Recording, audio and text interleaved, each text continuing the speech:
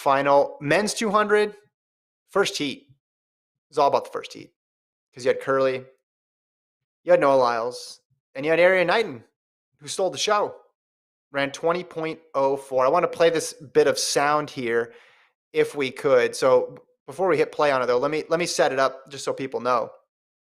The mix zone for this meet, ordinarily Gordon and I are there with cameras, or Lincoln, if you remember that guy, walking around interviewing. It's all virtual this year. So selected athletes are on separate interviews, separate Zoom interviews. I haven't seen it personally because I'm in Austin, Texas, the first floor of Gordon's beautiful new house he's renting. But what I imagine is there's little stations and they're spread out, but they're one-on-one interviews and you have to type a question in and get the response. Well, here's how these guys did not know how fast Knighton had run. They did not know that Knighton had not only beaten Noah Lyles, but broken his high school record. Then someone in Noah Lyles's media availability mentions it. Noah Lyles realizes what has happened, and then here is what happened next. I didn't even notice. That is not what happened next. Let's try it again. Here we go. Hey, Erriyon, you broke my record, bro. I did? Yeah. What was it? Mine was 09. Yours is 04. Woo! Congratulations. Hey, thank you. I didn't even notice. So nobody noticed on the track. Nobody in the post-race interview on the track or the PA said anything. They were so locked in that they just got to the interview and it was mid-interview. I jumped in the Knighton interview late. I assumed that he knew. I heard that, but I didn't know who was telling it to him. I thought it was a coach or a friend or something. Come to find out, he found out from the person who broke his record or who owned the record before him. Yeah, and we had a mini controversy internally with our friends over at Mile Split, where they're saying it's technically not a high school record because Knighton is a pro, and I call bullshit. He is a high school junior. He's 17 years old. He ran 20.04. It's a high school record. Mile Split is calling it a world U18 best. What the hell is – come on, world U18 best? It's a high school national record. Let's not get with these semantics. It's both. No, it's not. Yeah, it is both. But like, it's a high school record. It's not a world U18 best. It's a high school record. That's what it is. Let's get. I bet you if we click on that article, I bet you they have like a technicality. Let's click on it. Let's see if they said it doesn't count as a high school record. Yeah, here we go. While Knighton is currently a pro with Adidas, he still remains in high school. However, his performances do not count in high school record books. Yes, they do.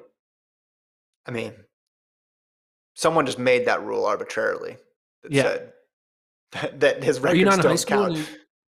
Well, okay, here's the thing. And he's in high school. Now, the fact that he's a junior just makes it more obvious. I could see if he was a senior and you're saying, well, after they graduate, maybe the record shouldn't count. But yeah, he's a high school student. This is different than NCAA because NCAA, the age range is so vast and so wide, right? That you could say, all right, this person goes pro as a freshman. They're not competing within the NCAA system anymore. We're gonna not count their records. But high school generally gives you an idea of an age range. I know there's some extreme exceptions, right? But it's generally people between 14 and 18 and a half, maybe getting into 19.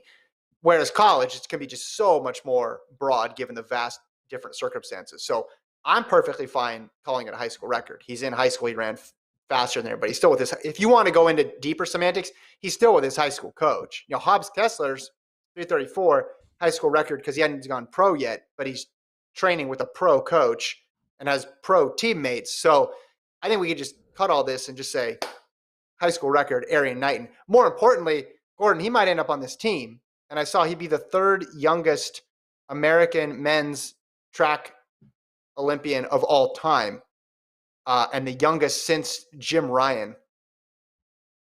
And it's in the 200. That's insane. You want to update your men's 200 top 3? Who do you have? Who's your men's team? Who's your men's 200 top 3 right now? Listen, you keep trying to get me to get off of this because of I'm betting my house on this. I'm still sticking with it. I trust Lyles. He cruised through. He said he was keying off of Curley. That's what he said in the interview, and Curley did not get off to a good start. So I went Lyles, Bednarik, Laird. Look, you can see it there. I'm sticking with Lyles, Bednarik, and Laird. I think Curley clearly has an issue with the curve. And Knighton, I think this is the Spider-Man meme. Knighton 2021 and Lyles 2016. That's what they're pointing at each other, basically. The same thing. So I think Knighton is going to run, and he's going to get fourth in the final here. But I'm going to stick with Lyles and Bednarik and Terrence Laird to get that third spot. Okay. Terrence Laird kind of been quiet right now. Isn't it weird that he's signed with Adidas, but he's still wearing his LSU kit? What's with that? I don't get that. I don't understand that to me either. We got a lot of heated debate now in the chat about high school record or not. Let's not get bogged down and divided by this, folks. This is what the problem is with track and field. Someone makes an arbitrary rule and everybody yells about it for a while. And usually one of those people is my co-host, Gordon, here. The fact is, if you want to go U20, right? Do we accept U20 as like a legit?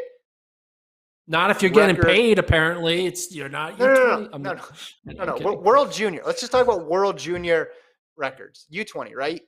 He, with the 2004, he ties Ramo Guliev for number 2. So Bolt has a record from 04, 1993. Then Bolt ran 1999. Then Bolt ran 2003. And then Guliev 2004. So that's where Knighton was, or is now. He was 2011. He was a couple spots down. So he's moved. If you want to throw out high school, throw out U18, just throw him into the World Junior pool. He's got a couple more years to run World Junior marks, by the way. Kevin, just so we're telling our viewers, the list you're looking at on our screen is the 2021 list. Yeah, trying to keep our viewers. I know, but while you're talking and you see our screen show the 2021 list, you should you should mention it. That's all I'm saying. Oh, I wasn't looking at that. I'm focused. My lane, my race. Like what Grant Holloway says. That's what I'm focused on. What did he say today? I came to dance at the party, not stand at the side, not stand on the wall.